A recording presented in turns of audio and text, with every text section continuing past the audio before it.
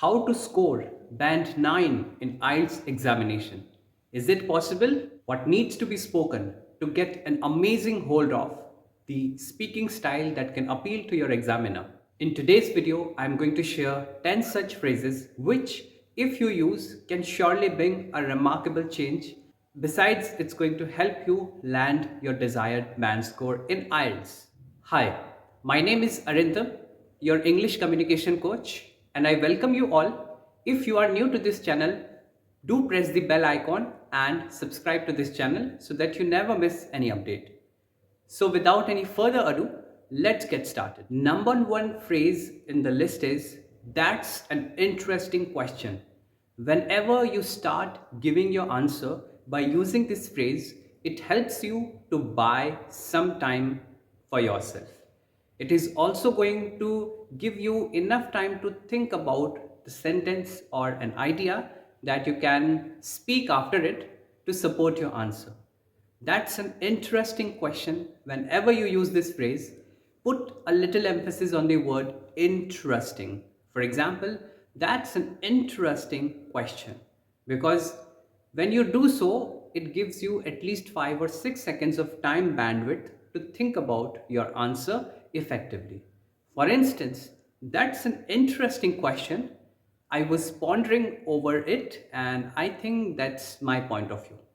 So use this phrase. That's an interesting question. The next one is one of the useful phrases in part 1 of the speaking activity. Well, that depends on a few things.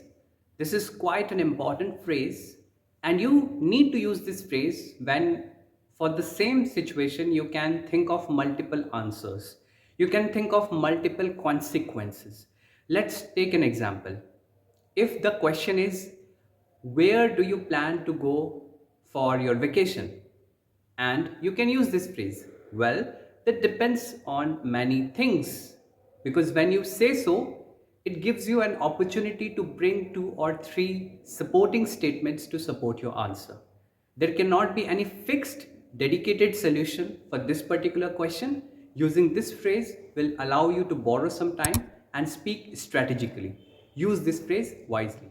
Another handy phrase that I believe will give you a great advantage is, "I haven't really thought about it, but I would say." As soon as you use this phrase, "I haven't really thought about it, but I would say," it gives you at least 7 or 8 seconds of time to think about your comprehensive answer. And using it wisely can prove to be of great help. For instance, if the question is, where do you go for a vacation? How do you plan out your vacation? To support your answer, you can say, "I haven't really thought much about it, but I would say I take care of my vacation. I plan for it based upon my current number of holidays that I get from office, and at the same point of time, I do take care of my budget into consideration to support my vacation." Use this phrase wisely to get a great advantage over your speaking skills. The next phrase is something which you should be really careful before using, and that is, "Funny you should ask that." Now, this is a phrase which, if you can use profoundly, can land you up to 9 band score. When you say "funny you should ask that," it simply means that examiner asked you something that coincidentally you were expecting.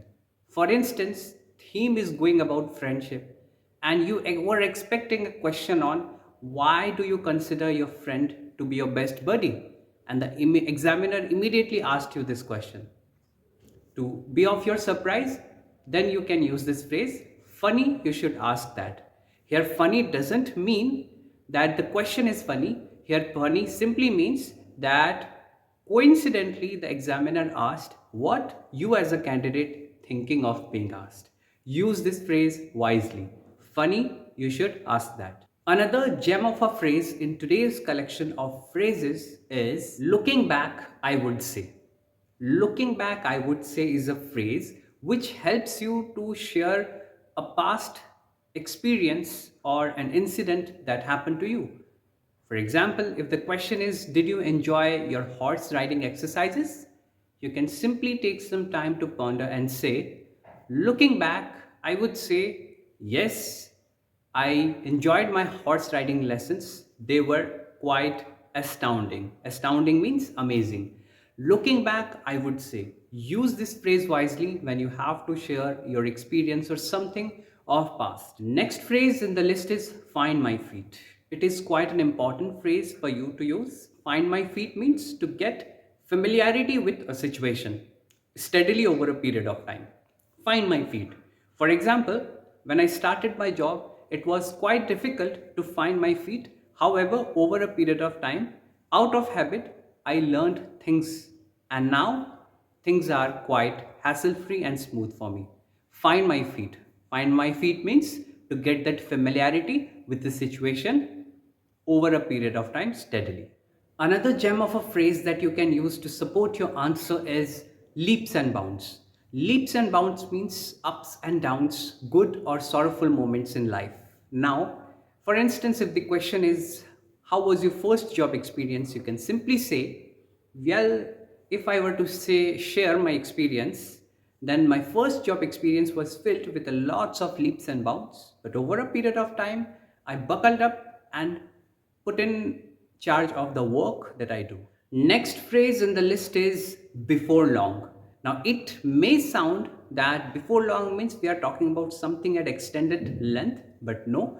Before long, on the contrary, means small duration. When you want to talk about small duration, for example, I will leave you before long. So, I think you are going to miss this time. I will leave you before long means I will leave you in short span of time. I will leave this place. I will go in a short span of time.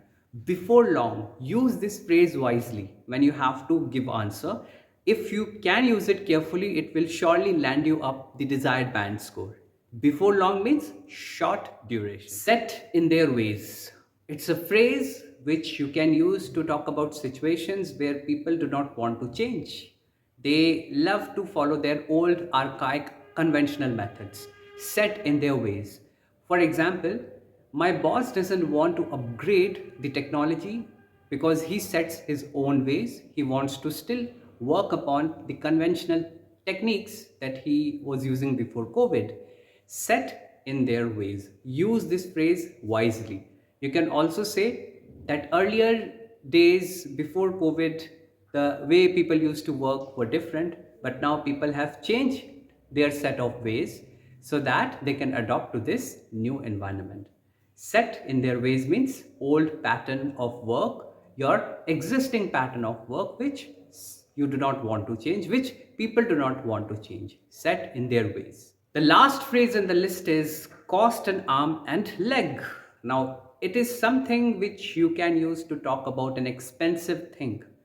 For instance, if the question is, when are you planning to move abroad?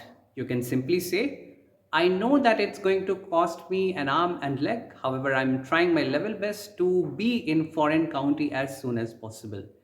Cost an arm and leg means really expensive. I hope you have enjoyed all these 10 phrases and find it useful. Use them in your IELTS examination the next time you appear, and trust me, with experience I can say that you will land up your desired band score in no time. Use them wisely, make a note of it, put your comments in the chat section, give me some examples in the comments so that I can see how you have understood. If you feel that the video is useful, consider subscribing the channel so that you should never miss any update, because in future I will keep on posting many of such content specifically for IELTS, which will help you not only to get your desired band score but also help you becoming an advanced communicator of English. Stay tuned and I will see you in the next video. Till then, take care, keep learning and keep growing. Thank you.